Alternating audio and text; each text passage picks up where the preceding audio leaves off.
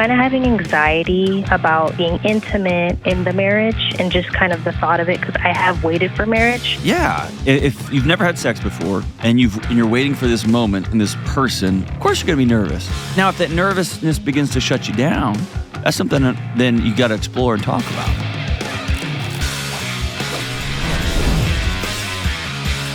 What in the world's going on? What's going on? This is John with the Dr. John Delony Show. I'm so glad that you are hanging out with us today. Wherever this finds you, if you're on the YouTubes, if this is in your headphones and you're out walking your dog or mowing the yard or painting something or vacuuming something or just trying to burn off some steam, I'm so glad that you are with us. If you want to be on this show, we're taking real calls from real people going through stuff all over the world. Going through relationship challenges, struggling with their mental health, heading into or out of relationships, challenges with kids, whatever you got going on in your world, give me a buzz at 1-844-693-3291. Leave a message and we'll holler back girl at you. I ain't no holler back girl. Or go to johndelony.com/ask. ASK. Write it out, hit send, and we'll see if we can get you on the show. All right, let's roll out to Chicago, Illinois, and talk to Eve. Hey, Eve, what's going on? Hi, John. How are you? I'm remarkable. How about you? I'm good. Excellent. What in the world's going on? So, recently, just to give a little bit of backstory, I am pretty young. I'm 20 years old. My soon-to-be husband, my fiancé, is really hardworking man, very sweet, very kind. However, I've been struggling with kind of having anxiety about being intimate in the marriage and just kind of the thought of it because I have waited for marriage. Okay. I am still a virgin. Okay. And so I guess I'm kind of anxious about like maybe losing my identity or maybe it becoming routine and, you know, even worse, maybe me even not wanting to be intimate with him anymore. Okay. So it's just kind of hard for me to navigate that. Yeah. Well, I mean, you're trying to navigate waterways in a boat that you're not in yet, right? Exactly. That's right. anxiety, right? We're trying to cast into the future and imagine how something's going to be like, and then we worry about it and try to solve it in the present. Mm-hmm. So you asked an interesting question that I'd like to double click on. You said, I'm afraid to lose my identity. Is your identity that you've never had sex with anybody? I guess not. I guess not. I wouldn't say so. So what would you say your identity is? That you're a good person or a nice person and nice people don't do these kind of things? Like, tell me what you mean by that. Well, I mean, I would say my identity is, you know, being a good Christian woman and being someone who really listens to people and is just, in my opinion, I've been told I give pretty good advice, I would say. I would hope I am. But so what are you worried about losing? I would say that. Why are you worried about losing any of those things? I'm not really sure, I guess. Okay. So when it comes to sex, yeah, if you've never had sex before and you're waiting for this moment and this person and this covenant relationship, yeah, man, that's going to be nervous. Yeah. Of course you're going to be nervous. Like, it would be strange. Now, if that nervousness begins to shut you down, it makes you apprehensive, makes you fearful or scared, that's something that then you got to explore and talk about. Have you and your fiancé talked about sex? Yeah, we've discussed it before. I guess I just don't want to be too detailed with how I feel because I don't want to make him feel bad, like he's doing something wrong, that I'm not attracted to him. You're casting stuff so way into the future. Yeah. And I'm nervous for you already, okay? Mm. I don't want you to already head into this relationship keeping secrets. Mm. Or trying to hedge what you feel against what he might feel at some future date. Yeah. That is a track that women have been held to for all of human history. Your feelings don't matter. You take care of him. And just a quick secret, guys don't like, they want the person they're with to be fully present. even if it's uncomfortable and they have to learn how to do that, it's hard. Right. And so, man, I did you not talk about it a lot growing up? Do you have was your mom open with you? Do you have older sisters? Do you have women who've talked to you about this, or is this just this black box that you're scared of? I mean, I wouldn't say that my family was really, we're talking about it all the time. I never really had the talk. Oh, you know. My poor kids have the opposite. I'm kind of worried about the opposite. We talk about it too much, probably. Yeah, I got you. But like when you say like the talk, even that language makes me like ugh, because talking about sexuality and body parts it's just being a human, right? And it can't be reduced to a single event, to a talk. It needs to be a part of your life. It needs to be a part of discussion. And if you grew up with any idea that any part of you is somehow gross or not, like, you know what I mean? Like needs to be hidden away. Like any sort of you that feels any sort of shame about you, man, you need to get right in the middle of that. Challenge that. Right. There's appropriateness to sexuality that I think our culture is completely thrown out the window, right? But there's also a good grief, man. We just can't. Families don't talk about it at all, and that leads young people, especially, to believe some part of them is gross or dirty or wrong. Right. And that's just it's no bueno. It's not good. Here's a deeper question for you. And tell me if I'm fishing here, if I'm wrong. But it sounds like there's something bigger than sex. Do you want to be getting married? I would say that. No. Don't. To the man that I'm with? No. Yeah. Just answer that question. Do you want to be getting married? I would say yes. Yeah. I want that answer to burst forth from you at 20 years old.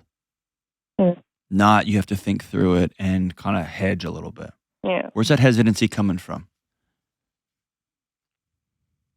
I think maybe my personal issues and maybe a bit of my past, just like being hurt from the past, you know. How are you hurt in the past? I would say.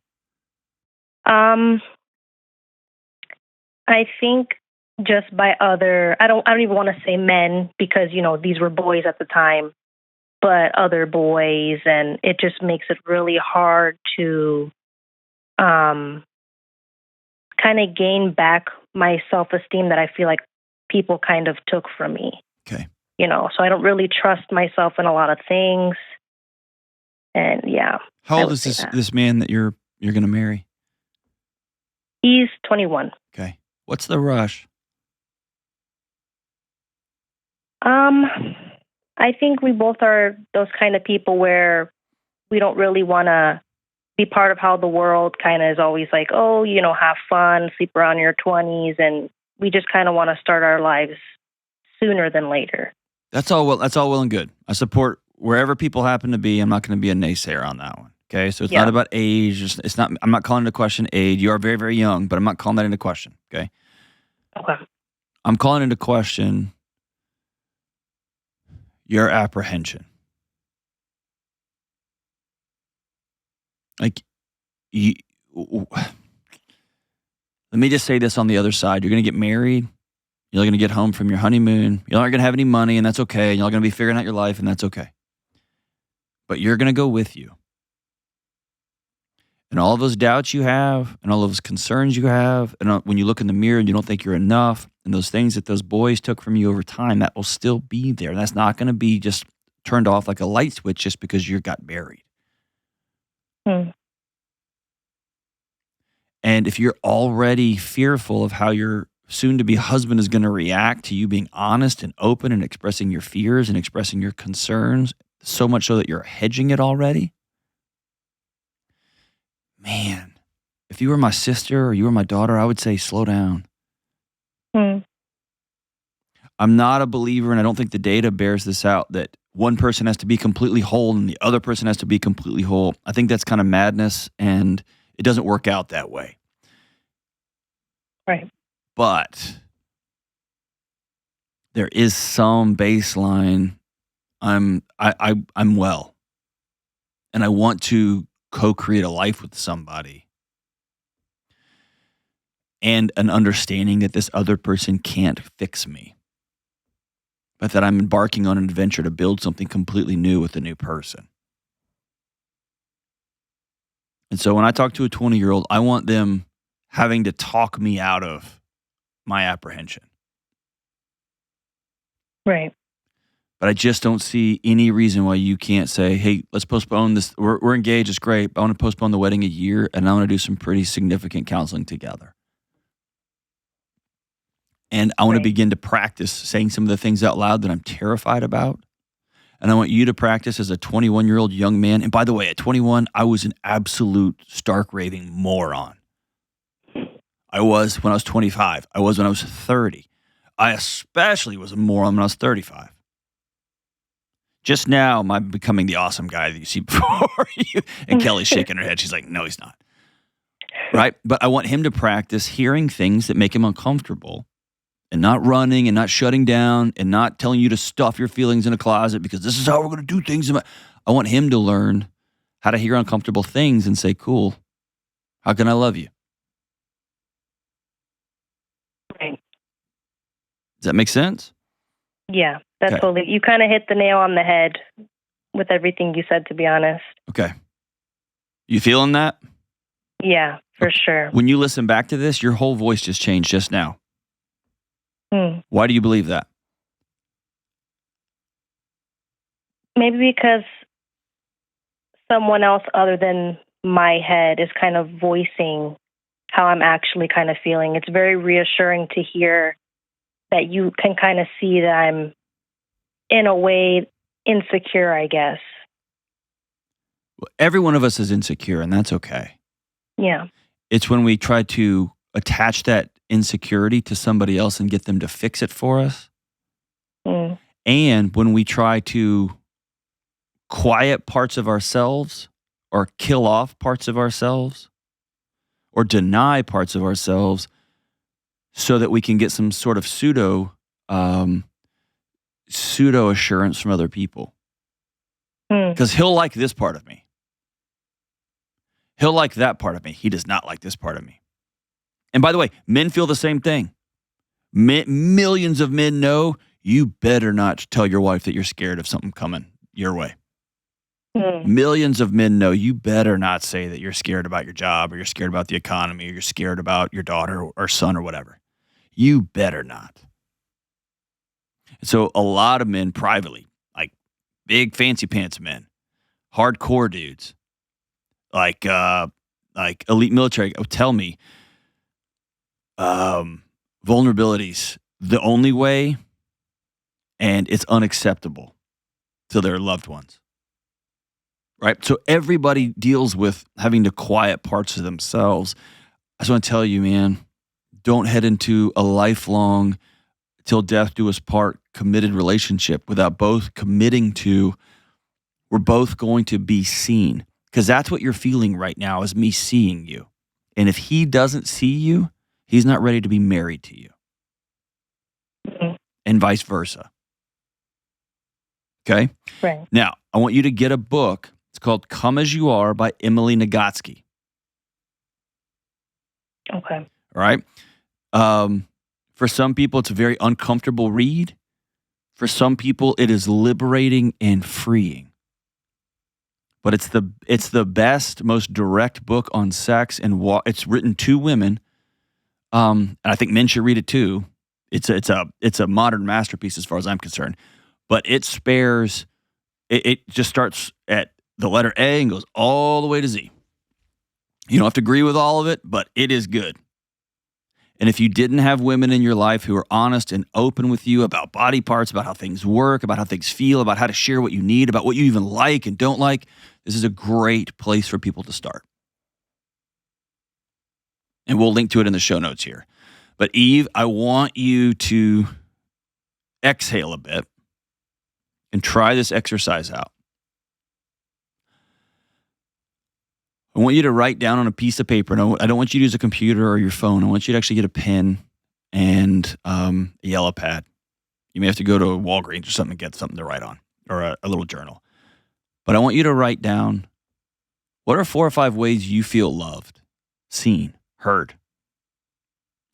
What are 4 or 5 ways you absolutely shut down parts of you, or concerns, fears, dreams, so that this guy and other people, your parents, whoever else, will be in relationship with you? I want you to write down what you hope it feels like when you're 30 and you've been married, 10 years? Or maybe you're going to take a year, you're going to extend this engagement a little bit, 9 years from now. What do you want it to feel like when you walk in the door? Be really specific. What does that picture look like and feel like? And then I want you to ask this fiancé of yours to do the same assignment. Write this stuff down, and then I want y'all to compare it and talk about it. And if he shuts you down and he can't hear it, that's his work to do. But I'm going to caution you on hitching yourself to somebody's wagon that has no interest in actually knowing the woman he's marrying. And vice versa. He gets to be seen and heard too. And those things that cross, those uncomfortable things, that's what we're going to talk about and negotiate. And some of those things will be there for the rest of your marriage, and that's great and cool. It's fine. You don't have to you won't solve every problem. But every problem gets a fair shake. Every need gets a fair conversation. And we're going to start our marriage from that platform. We're going to go from there. And when it comes to sex, if you've never had sex before and you're nervous about standing before somebody with no clothes on saying, do you see all of me and do you still love me? Yeah, dude, be nervous. Be nervous. Talk to people who've been married for 50 years and now they're wrinkly, aging, sagging, and they still look before the person they're married with no clothes on and say, do you still see me and do you still love me? And hopefully the other person looks at you and says, I do. I'll continue to say, I do. Thanks for the call, Eve. We'll be right back. I spent a huge part of my adult life trying to disappear from the internet. I don't like being tracked by all of these different companies and followed by God knows who. And now I took a job where I'm all over the internet, everywhere. And even if you're not a YouTuber or a podcaster like me, every keystroke on your phone, on your computer, everywhere you go on the internet, everywhere you drive, every text message you send, everything you buy is being tracked, and it's being sold to other big companies. I've partnered with this incredible rad company called Delete Me. Delete Me scours the internet and it removes your information from hundreds of data broker websites. And then they send you an easy-to-read report explaining what they did. And I'm telling you right now, when you get your report, your soul may just leave your body. My report came back at over 13 pages of brokers online trying to sell my stuff. It's wild. The information Delete Me removes includes your name, age, address, marital status, past addresses. By the way, places you don't even remember living, they do, and they sell it to each other. Relatives, occupations, social media accounts, property values, photos, and email addresses. And all of this would take you hours to track down and remove yourself. Delete Me offers protection for me and my wife based on our specific online footprint. And for an old soul like me, I'm finally getting a little bit of peace about what's out there in this alt-reality digital world. Individual plans start as low as $9 a month, and a family plan costs less than $17 to help protect up to 4 people from the risks of unwanted exposure and online scams and spam and thieves. Go to joindeleteme.com/Delony today. That's JOINDELETEME. joindeleteme.com/Delony today for 20% off.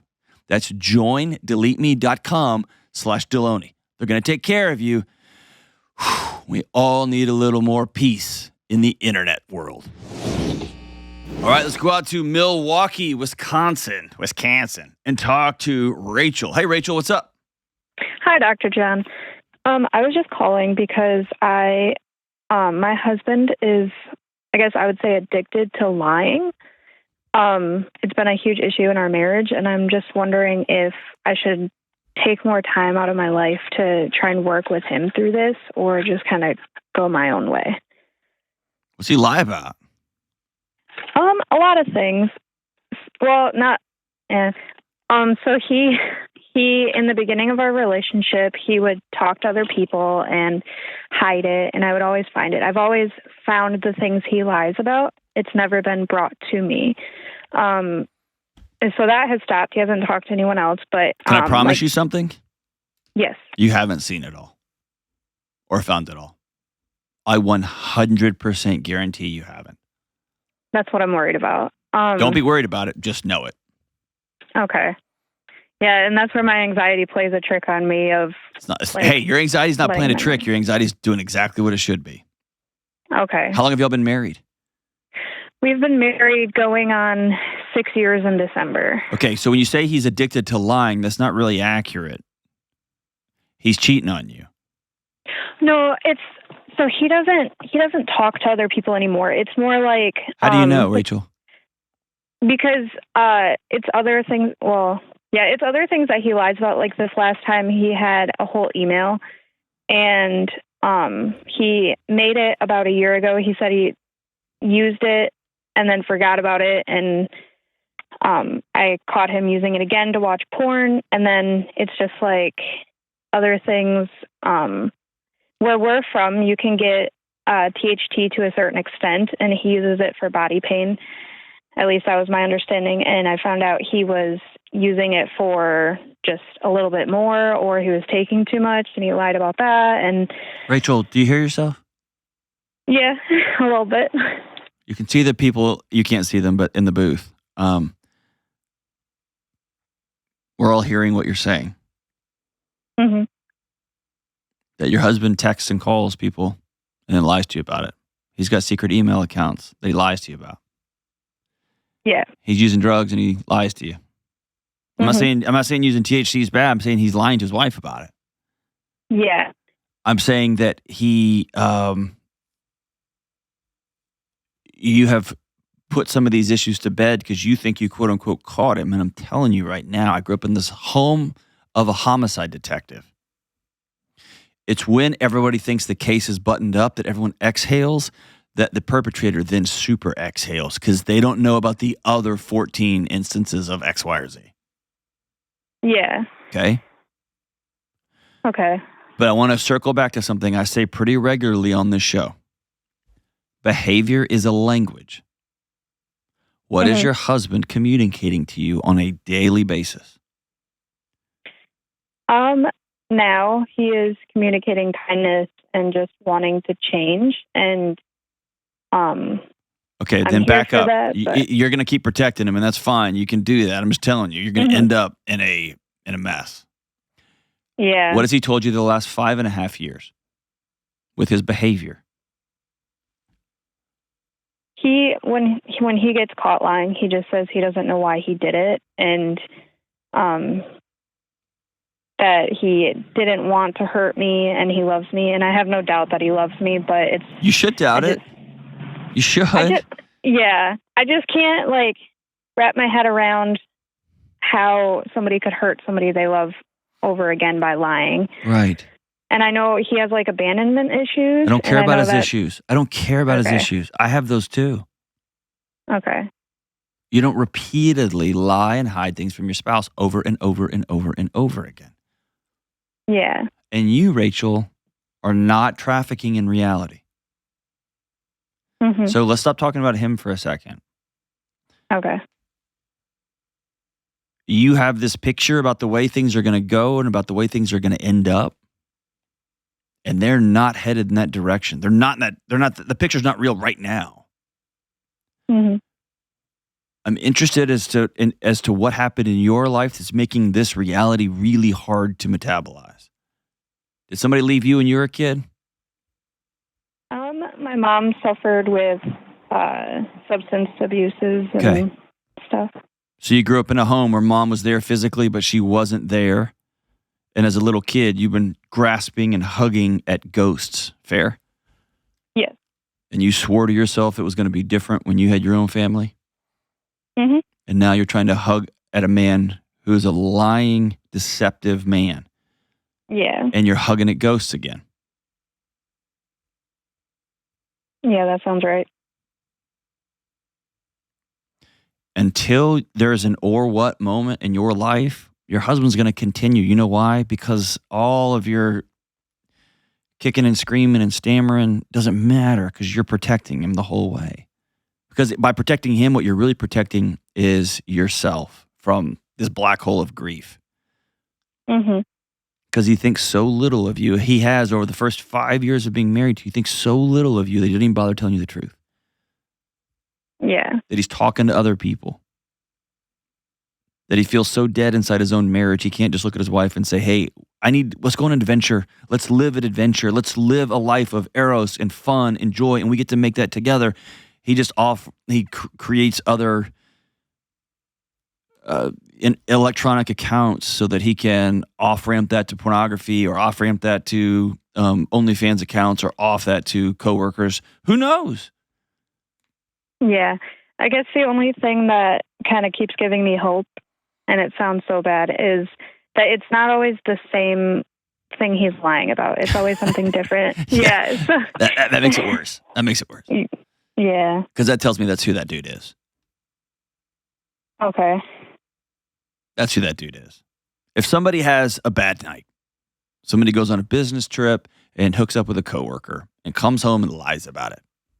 It's wrong. It's got to be addressed, but I understand it. Mm-hmm. Right? Somebody gets pulled over and the first words out of their mouth are, I wasn't speeding. Yeah, you were. Everybody knows you were. So when I used to meet with students, caught cheating, sexual assault, like any number of issues, I would always tell them, I'd go through my investigation notes. We would work through what just happened. And then they would 99% of the time say, I don't know what you're talking about. That didn't happen. I would never do that. Fill in the blank. And I'd always tell them this, always. You get 24 hours to circle back and change your story. Tell me the truth. And I'm going to treat it as though you told me here because I know the moment you came in this room, you went into fight or flight and your body was just trying to survive. I get that. Yeah. You get 24 hours to circle back. After that, if I find out you're lying, it's going to be way worse than cheating.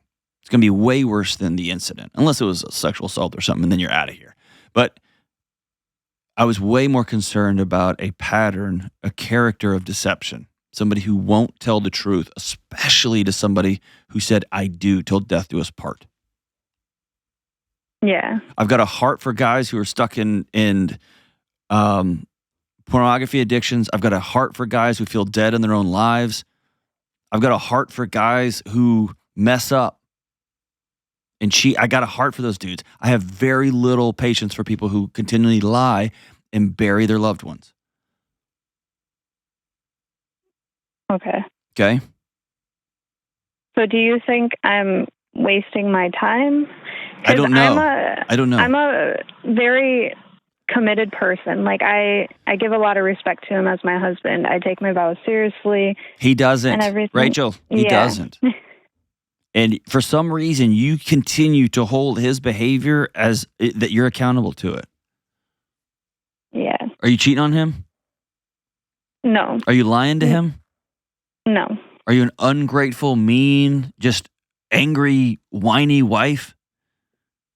Not that I know of. Do you hassle the crap out of him so much so that he's got to create a life somewhere else? He has gotten lazier. That's not hassling. That's not hassling. Yeah. So I became more of like a parent than a wife. Okay, you're answering your own questions. Yeah. Okay, can I tell you?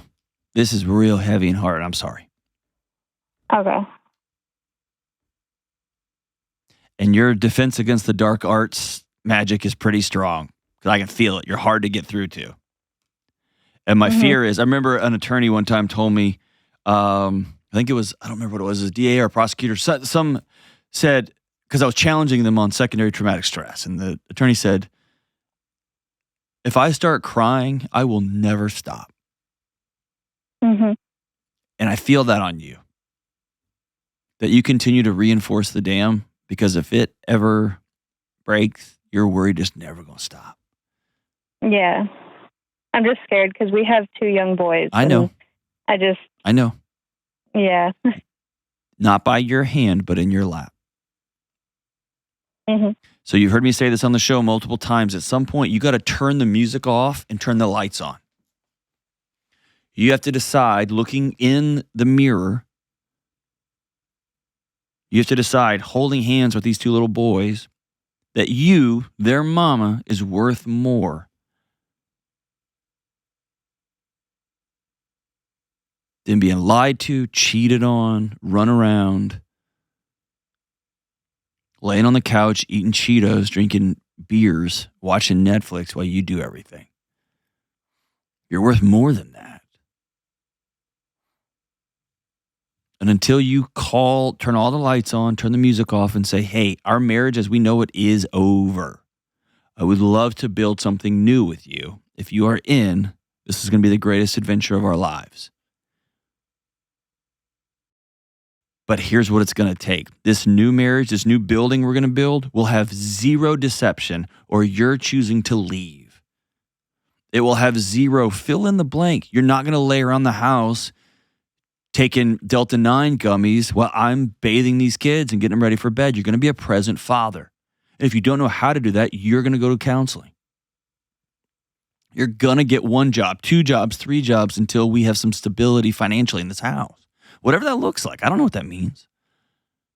And then he gets to opt in. I want to be a part of this new marriage, this new family. And by the way, in my house, I think we were up to like 6 or 7 different marriages.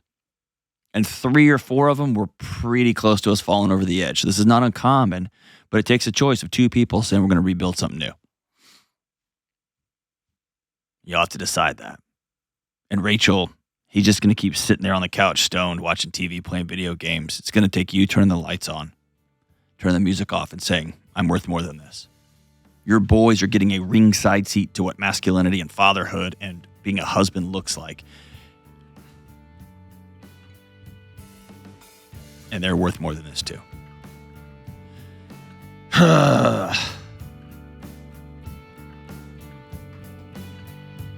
Call a girlfriend, and for the first time in a long time, take her out to coffee, you pay, and be super direct and honest. Don't protect him. Just be honest. And ask her this question, am I crazy? She's probably going to say no. I'll be with you when you figure out what to do next. Thanks for the call, Rachel. We'll be right back. Almost every morning, I want to run outside, scream out to my neighbors, I got to sleep on a Helix mattress last night.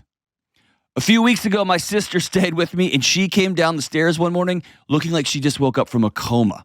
And her first question was, what in the world is that mattress? And I sang it out to her, Helix. I got a Helix for every bedroom in my house. I sleep on a Helix every night, and I love it. My kids love it. My wife loves it. And when my dogs get in my bed, even they love it. Our sleep is getting better and better and better as a family. And as you can imagine, we're all getting along a little bit better. As soon as you can, I want you to get online and take the Helix sleep quiz. Like right now, pause this and go check it out. Find your perfect mattress. It takes less than 2 minutes. There's a mattress for every fit, soft or firmness level, and there's mattresses for side sleepers and back sleepers and stomach sleepers, and mattresses for every shape and size of person. And this is important to me, and I know it's important to a lot of you guys. They have a bunch of different mattresses at a bunch of different price points. And whatever you order, you can try it out for 100 days risk-free. They just deliver this thing right to your home, and you will be sleeping your best sleep in no time. Helix dials it in just for you. The perfect combination of comfort and support. And finally, the Labor Day sale is here. Up to 25% off, plus 2 free pillows. Get it right now. When you buy Helix, make sure you tell them you're a Dr. John Delony Show listener. Go to helixsleep.com/Delony. That's Helix, Helix, sleep.com/Delony. Go check it out right now, because with Helix, better sleep starts immediately. Go right now. All right, let's go out to H-Tone and talk to Chuck. Hey, Charles, what's up, man? Dr. John, how we doing? We're partying, dude. What are you up to? No, I'm doing well. Can't complain at all. Good. Well, you could, but then you'd be a politician. So what's up?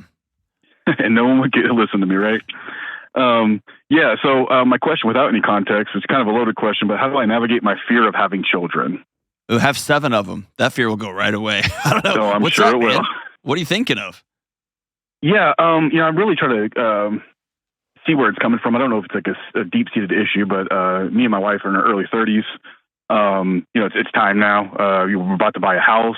So it's getting to that pull the trigger, and I'm having a trouble with the anxiety around that. And the only things I can really think of is the normal selfish reasons, increased responsibility, which I don't think that's the case of why I'm having issues. Money situation, which we're doing financially very well, but I've been in a very rough spot myself. So maybe it's trusting myself with that. Tell me about your dad. Tell me about your dad. Yeah. Fantastic father, amazing man. Worked hard for the family. We weren't super well off growing up, but he worked very hard and worked his way up. And now, you ever taken him out for coffee well. and said, "Dad, were you nervous when I was born?" No, I have not. Do that. Yeah, because what probably the most eye-opening thing I've learned since having kids. My dad was a homicide detective and a SWAT hostage negotiator, like the baddest of the bad dudes. And he was super respected in our community. Like if somebody's family was having problems, they called him at 2 a.m. and he went over there and was there all night. I remember when my buddy, when her house caught on fire, her dad was a pro baseball player. My dad beat the fire department there because he was listening to his police scanner radio. Mm-hmm. And I didn't realize that he was just making it up as he went too. I didn't realize how scared he was too. It's a fantastic point. Of how is he going to love his daughter and how is he going to love his son? How is he going to love his other son? Like, I didn't realize that. And until you're like me, I got 2 PhDs. I've been doing this a long, long time. I've helped probably thousands of parents and their kids. And then I walk into a therapist office, who deals with with children and adolescents. And I said, I don't know what to do. Help. And she was laughing. She's like, what are you doing here, man? And I was like, I'm out. I don't know what to do. Like, until you're there, like I just want to tell you, Charles, like fear is part of the deal, man. Yeah. And as a guy who grew up in your same part of the country, I grew up around you. I'm going to tell you, I thought money was it. And I thought stuff was it. And I thought a great, rambunctious, fun marriage was it. I spent my childhood at Astros games. I spent my childhood at Fitzgerald's down there off White Oak. I spent my I thought all these things were amazing, and they were. I did not understand what would happen when another chamber of my heart opened up that I didn't know existed. Mm-hmm. I did not know how the hugs from my daughter could just Control-Alt-Delete my day. And I didn't realize how much geopolitics would make me even more nervous because I got a kid who's going to inherit all this crap. It's all of it. Yeah. I think that's kind of one of the problems is everything is going so well. My wife is amazing. We have healthier relationship than I thought was possible. And I think maybe that's the largest reason is, you talk about how, when you have a kid and there's a major life change, you kind of have to rebuild, the life that was is gone. And I think maybe that's part of the reason why I'm so nervous. So let me tell you something that this guy gave me some wisdom. So I was in grad school and my wife and I had been married a few years, and I sucked at being a husband, and we were just trying to figure it out.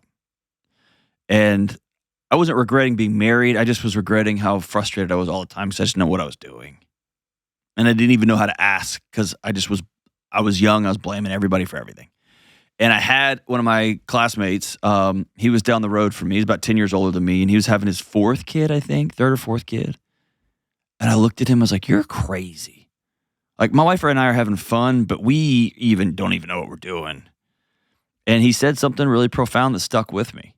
And it's given me the courage to head into what looks like dark spaces, but there's actually light in there. And it's this. He said, dude, you know how you're single, how it was awesome? And I was like, yeah, I was like, yeah, it was so awesome. And he goes, you know how you're married and y'all kind of have a tiny bit of money? Y'all having sex all the time? And you're just like, can go to the movies on a Tuesday night, on a work night. Like, you can just do whatever you want. Like, yeah. He goes, it's just a different kind of awesome. And he said, you have your first kid, and on paper, like, you have way less money.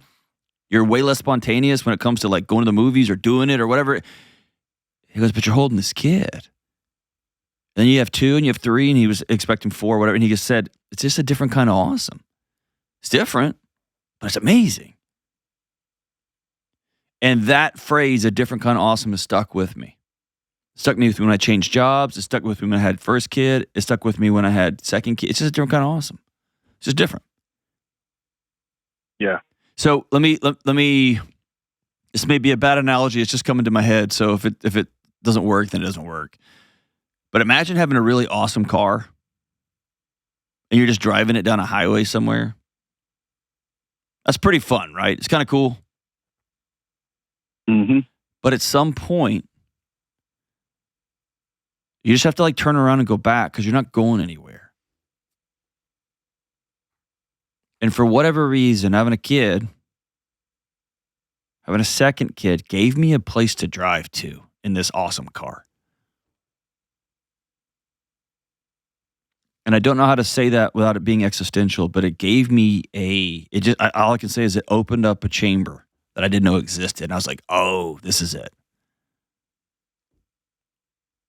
A very good way to put it, you know. And everyone says that, hey, there's another chamber in your heart that opens up, and when you can't see it, right, it's really hard to put that into your own reality. Dude, you're standing on a high dive in pitch black, and people are like, no, just trust me, there's water down there, and you're like, I don't know, man, because you can't unjump once you jump, right? Yeah. You can't hold a baby for 4 months and be like, yeah, I missed it on this one, dude. I'd like to, I'd like to send it back to Amazon. It doesn't work like that. Yeah. I'm biased, dude. I'm so biased. And I know I'm going to get a bunch of mean comments about people who have chosen not to have kids. And that's fine. If that's the path you've taken, great. What I can speak to is both sides of the equation. Because we waited almost a decade to have kids. Mm-hmm. I can speak to both sides. And I can speak to the sleepless nights. I can speak to the weeping with a depth that I didn't know was possible to weep from as an adult. I can speak to just how unfathomable it is to watch part of your heart and soul out walking around in the world. I don't know. For me, man, it just gave me a destination, a place to drive to. Yeah, and I love that. And I think it's whatever. I'm afraid I can push through that, right? I think I'm scared of being scared. And what that could do, or it lead me down the wrong path, or whatever the case is. And I guess that's why I'm actually nervous, because I know I could push through it. What do you do for a living? I'm a sales manager. Okay. You remember your first sales call? Yes. Do you remember it clearly? I was terrified, so not really. Did you botch it? Yeah. How bad? It was rough. Yeah, it was very not professional. It sounded like I had no clue what I was doing. Didn't get because you didn't. Because you didn't. Mm-hmm. And now they've put you in charge of all the other salesmen and women, right? Mm-hmm. Yeah. That's it. You've proven to yourself you can head into uncharted waters with no skills and get some people around you and keep going and figure it out. I like it. So dive in. I mean, I would prefer the cannonball metaphor. Diving. I just was watching the Olympics, so diving is too uniform and clean. Yeah. Or there's a guy going. I didn't see it live, but I guess some diver tried to do like 7 back somersault flips and then just landed flat on his back, and then right afterwards, you just hear this 0. That was the score or whatever. Oh. Like that's what it feels like. Okay. The fear part is just going to be there, and so I want to tell you, your operating system is working perfectly. You should be scared. Yeah. It's a huge responsibility to be a father. It's a huge responsibility to build a new marriage with your wife. It's a huge responsibility to, for whatever reason, in many, many, many men, it's a strange thing to go from having a sexual relationship with their wife to somebody's mom. It's just a weird toggle. any number of fears that you have, the financial fears, the geopolitical fears, the religious fears, like all that's real and all that's going to come up. And by the way, there's some guys that are like, I held my baby in the whole world. I felt like I was struck by lightning. And there's a bunch of dudes that are like, I felt like I was holding a wet sack of like potatoes and like I didn't feel anything. And it was like 7 or 8 months of not feeling anything. Everybody's different. But you find out about yourself and you just keep showing up and you just keep showing up and you just keep showing up. And it's pretty amazing, man. Got it. As long as everything's working, because I don't have a lot of anxiety, so when it's this bad, I'm just like, is this right? Should I feel this way? Yeah, dude, you're about to blow up your life for the potential of something greater. Got it. And the pain will be greater and the joys will be so much deeper. Have you told your wife you're scared? Yeah. Secrets aren't good for relationships. There you go. What'd she say? She's completely understanding of the situation. Of course, it doesn't make her feel great, but she's understanding. There you go. Mm-hmm. So are you in? Are you going to give this a whole, you can't really give fatherhood a whirl. Once you're in it, you're in it. Oh, no, it's happening. It's for sure happening, yeah. When she gets pregnant, will you call me back? Yeah, absolutely. It'd be great for the listeners of the show for you just to periodically pop in over the next year en route to having Charles Jr. I mean, you can name him John too, but you can name him John. It's kind of an amazing name, but whatever. But like little Chuck Jr. be awesome because your willingness to be vulnerable here and say, hey, I kind of like things exactly the way they are, but I'm feeling this sense of I was put here for something else. That's awesome, man. It's amazing. And scary and terrifying. Your body's working perfectly. I'm proud of you. I'm proud of you, brother. Go get them. Go get them. And may the Force be with you. Is that a Star Wars? This is a Star Wars moment. It feels Star Warsy. May the Force be with you, Chuck. And make sure you take that boy or that little girl to Astros games, as many as possible. That's the way you raise a kid these days. No Rangers. No Rangers. We'll be right back. Let's talk about Organifi. Summer is crashing to a close. We got kid stuff, work, travel, early morning, late nights. I just moved. I'm in a wild season where my nutrition and routine is pretty much bonkers, and I'm not being even close to as intentional as I'd like. And I know you are just now starting the school season, or you're kicking into the fall if you don't have kids. And by the way, even my friends who don't have kids are telling me that they are feeling all over the place. In these times when we start slacking off, taking care of ourselves, it's critical that both you and me get back into our wellness routines. We have to Control, Alt, Delete, and reset our routines. I made a commitment to myself last week to reset everything, and as always, Organifi is a cornerstone of my wellness routine. It's how I start every morning. Just this morning, I blended the red and green powders and the pure powder together. After a while, I'm going to nail some happy drops, and tonight I'll be back into my sleep routine with my Harmony and Gold Juice Medley. I blend them together right before I go to bed, and I sleep like a baby. And all day today, Organifi is helping me with energy and gut health. And tonight it will help me with my sleep. And it's going to help me with my mood, thank God. I take Organifi every single day. And my friends and my family are always stealing my stuff. It's the best of the best. And if it's good enough for me and my friends and my family, it's worth you trying it out. Go to Organifi.com/Delony or use promo code Delony at checkout. That's Organifi, Organifi.com/Delony. And they're going to hook you up with 20% off your entire order. All of it. Invest in yourself with Organifi. All right, we're back. And Kelly said, I have a question I have to ask you. And I don't know what's coming. No, it's just something I hear you say in a lot of calls. You talk about you go with you. Mm-hmm. I know what that means because I've been sitting here for a long time. But explain what it means to say, you go with you and kind of the repercussions of that and how that affects like your different people's situations. I think that at the end of the day, the story, the cultural air we breathe is when you get X, you will feel Y. And when you get the right car or the right job or get into the right school or get on the right team, then you will be completed. You'll be happy. I'm trying to think of the words we use. You'll be fulfilled. And so it's an old psychological trope that, no, you won't, right? You just won't. And so some people handle that by their bodies shut it down. They get depressed. Some people handle it by going on to the next thing. That was my problem. Got a #1 best-selling book. Awesome. High five. It lasted about 48 hours. And then I was already like, all right, the next one. Like, because I needed that high again. Some people go to alcohol or drugs. People go to working 90 hours a week. Some people get married and remarried. And they say things like, I don't feel it anymore. Whatever they're saying. It's all this idea that joy and peace and happiness, whatever you want to call it, is out there somewhere. And so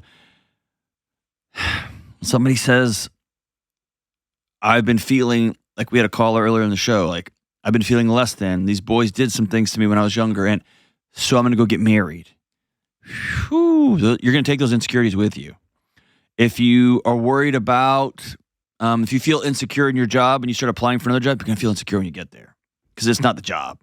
If you feel apprehensive about being vulnerable, man, after you get married, you can feel even more because you go with you. And so what I always want people to do is, man, go get married, go have kids, go adopt kids, go start businesses, go be ambitious, go do those big things. That's awesome. Just know that those things in and of themselves are not going to heal you.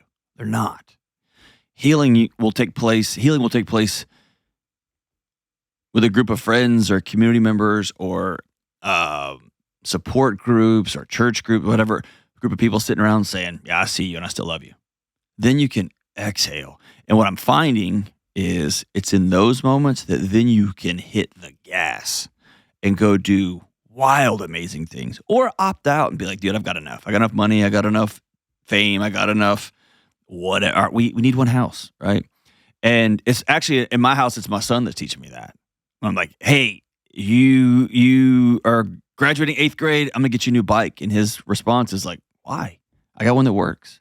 I'm like, yeah, but I want to get you a really nice one. You got this one's from Walmart. And he goes, Dad, this one's great. And then we were actually at the store the other day and I was trying to like, okay, now I want you to feel this one. He's like, this is awesome. It's nice. And I was like, let's get it. And he goes, Dad, no, I don't need one. And I thought, oh my gosh, my son's content, right? Like he doesn't think happiness is somewhere else. He's just happy. And that bike gets him to his fishing spots and he's all good. So it's just understanding that. And by the way, I would buy him a fancy bike. And then in a few months, I'd be like, all right, I need to do another thing. And I have to realize, no, I'm going to go with me. Whatever I buy, whatever I chase, I'm going to go with me. I got to deal with that insecurity right here. So wherever you go, there you are, as the great philosopher said. So whatever job you get, whatever marriage you have, whatever kids you have, whatever cars you buy, whatever jobs, whatever, you're going to go with you. So begin to make peace with you. Begin to love you wherever you happen to be. And that will go with you. We'll see you soon. Love you guys. Bye.